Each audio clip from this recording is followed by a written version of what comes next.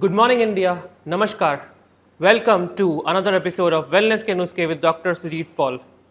Every day, every other day of India, when the sun rises, we see new incidents, and capturing the details of those incidents, capturing those kind of things which we don't want to talk, we will start talking today. Islam, Hinduism, Sikhism, Jainism, all the religions state one thing, and also the law of common sense states one thing: all of us are creations of God. Just like all of us are creations of God, animals, our domestic companions like the dogs, the cats, the horses, they are also companions of the God. So if they are the companions of the God, let me ask my viewers one question: why do you feel, or let me throw a statistic at you. Do you know that for every 60 seconds an animal is being abused in India? 60 seconds, let that number sink in. 60 seconds. For every 60 seconds we are abusing an animal in India.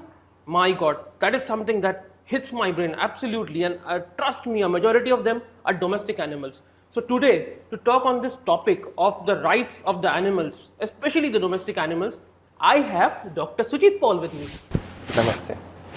We all know Dr. Sujit Paul has been doing amazing amount of breathtaking work while advocating the rights of the animals, and without any further ado, without harping on the fact that, sorry for harping on this, but again I'm harping on it, every 1 minute an animal is being abused in India. I would directly go to the topic, and sir, I would like to ask you, sir, what is this mentality of people? I'm sure nature is not abusing the animals. How can an animal be abused once every 60 seconds? This is something which I'm unable to shake off from my mind, sir. See, typically what happens is that over the last kind of 100 years, or little more than that, we have seen huge psychological distortions on people. Now, psychological distortions have taken a shape that they abuse, they mistreat, they ill-treat not only animals, they mistreat, ill-treat multiple living beings. So first is we have to understand who are animals. As per zoology, you have plant kingdom and animal kingdom. So animal kingdom, if you go through, then you will see that we are primarily talking of chordatas. Now chordatas are also mammalians. Now you have seen that people mistreating animals to the highest of levels. Means as the session goes ahead, I can give umpty examples the way how people actually abuse animals.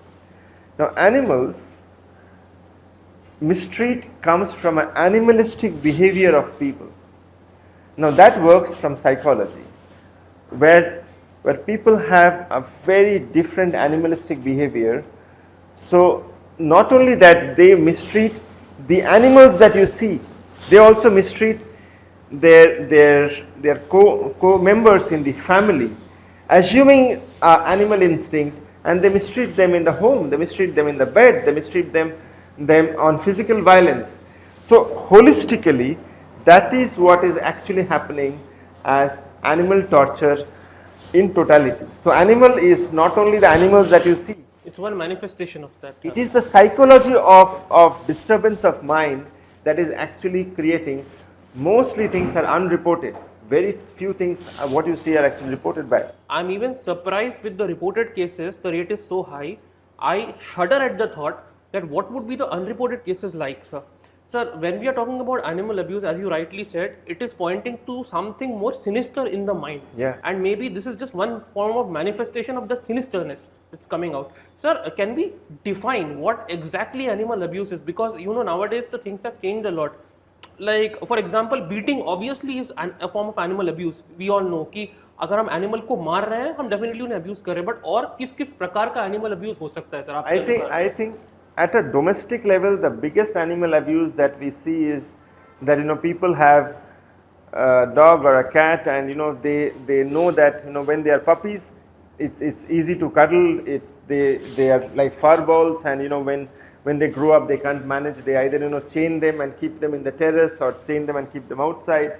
Worst is they abandon them. I have seen worst cases, when we actually work in this field, well, we have been working in this for many, many years.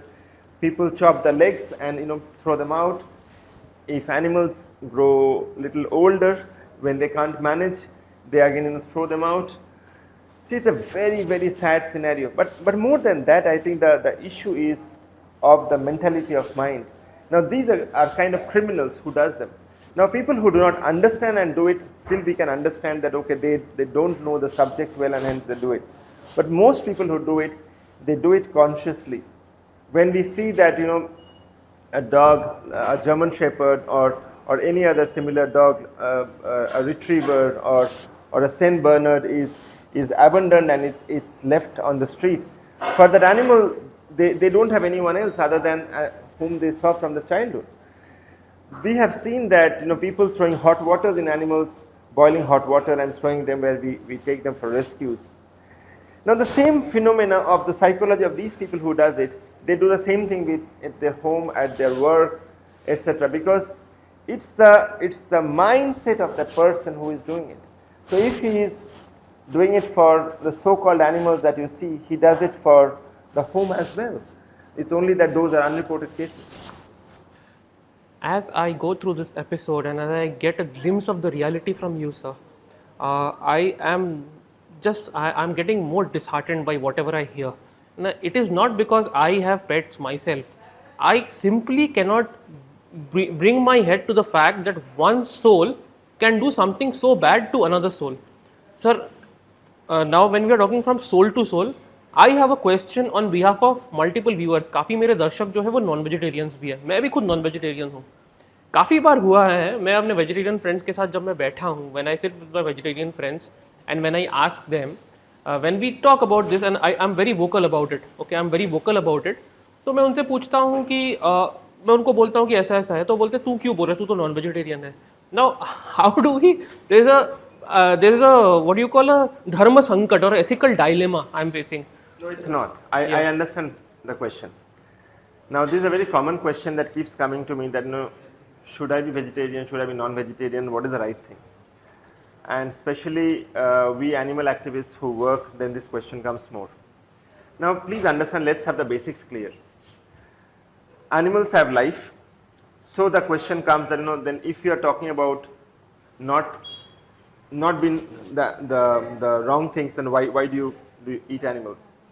In the same way, plants do have life. It is well proven that plants have huge emotions, plants have life, plants have feelings. The same thing animals have. So please understand that but if you are a non-vegetarian, there is no wrong deed that you are doing. It's the cycle of the world that is going through. Even if you are, for a moment, if I assume that you are eating only plants, so you are chopping a plant, you are eating a potato that could have germinated into a plant. जीवन तो उसमें भी था. So you are basically not doing anything which is drastically wrong. So I think let's not mix issues where people try to digress scenarios that, okay, then how are you non-vegetarian? Whether you are a vegetarian or a non-vegetarian, both have life. What I always say is that eat only as much as you need for the survival of your body, as simple as that. Now, you don't need to kill someone for unnecessary reasons. Whether it's a plant or animal, you don't need to kill for unnecessary reasons. Not for entertainment. Not for entertainment. For food, it's still. If you want to uproot a spinach and eat it for your survival, you are uprooting the spinach for eating for your survival. If you are plucking an apple out of the plant for eating for your survival, you are plucking out. So you can't perceive that you are chopping a hand of someone and eating it. So it's like the purpose behind it. Correct. Yeah. So similarly, if you are a non-vegetarian, you are eating fish or chicken or whatever you feel appropriate, you are doing the same thing. So I think we have to be fundamentally clear that whether you are eating a plant or animal, you are anyways eating life. And by consuming the right methodology is what you are getting into a life. So that's a biological cycle. What you're saying also has resonance with religion, because I've read in multiple books that as long as the animal, you have to kill it for food, it is still understood. There's not a direct justification, but there is an indirect way out. So now that we are talking about vegetarianism, non-vegetarianism, now I'll come to an aspect which affects the industry. Okay, I have noticed majority of the products have been tested on animals. Also, when humans took one of the first shuttles to space, the USSR, erstwhile USSR, sent a dog.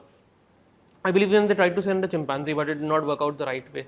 So, how do we like come to this point of view here? Because the thing is that we are testing our products on animals, and there also animals might be going through some abuse. May not necessarily be a dog or cat, could be a mice, could be a guinea pig. So, what's your take on that, sir? Again, see, lack of a full information is a worry. If you go to Moscow and if you go to the astronomical museum that they have, we have only heard that Laika was sent to the space. It was not only Laika. It was Laika. It was a set of mice. It was a set of plants. It was a set of fruits. Everything was sent. So it was not that only the street dog Laika was sent. No. And whatever I am saying, if you go to Moscow and see the museum, you can actually see moment you enter, you will see a Yuri Gagarin statue there, and on the left side you will see a dummy of Laika which is there, and in the spacecraft, whatever had gone, the full set is displayed there. So it is not only that animals were sent. For research purpose, animals, plants, fruits, everything was sent together. Now that's exactly what I say, that half information is extremely scary because people only talk about Laika. No. So for the development of humanity, you have to go through researches through multiple genres. And that's what happens. And that's where the development happens. And not only for cats or dogs or mice. There are also scenarios during the COVID time where even humans were subjected to the tests of vaccines. Yes. Yeah. So that's how humanity develops.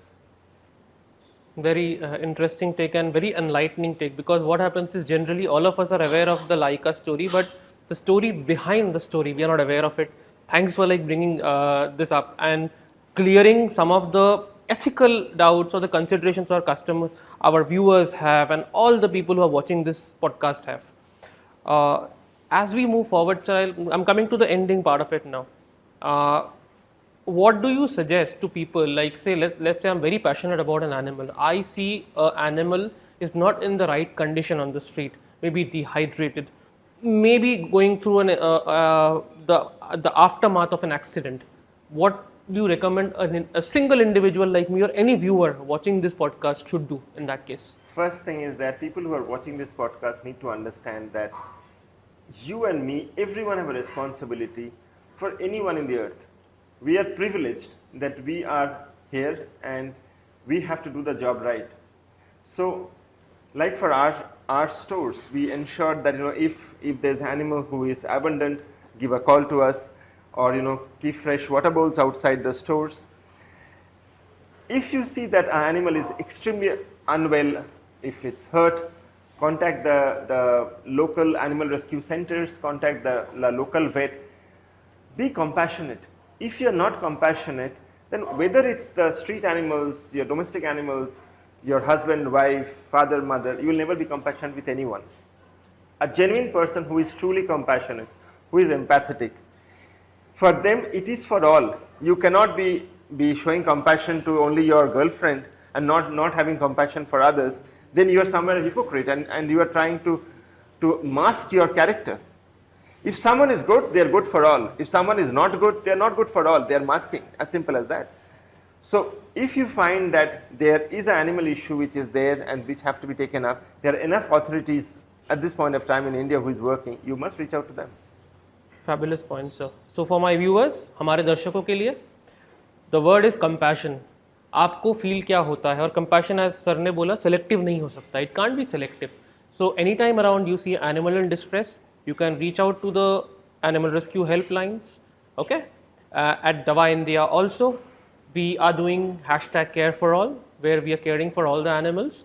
Dr. Sujit Paul also in the past, in his personal and professional capacity, both the capacities, he has shown us how to care for animals with the help of water bowls in strategically placed for the dogs, for the cats, for the flying creatures, for the birds. Okay, you can feed them, you can do the malham patti, what we say, the dressing for them. Okay, and trust me, together, you and us, we can make this world a better place to live. Again, the buzzword is if we have the compassion, if we feel for nature, and it does not take too much. Trust me, you might say ki I have a busy schedule, I can't manage, but for a good karma, all it takes is a good heart. So my message to all of you from Dr. Sujit Paul and from me is have a good heart, try to be compassionate, and that's the way forward. Thank you, India. Namaste, India. Thank you, sir. Thank you, Arpan. Thank you so much.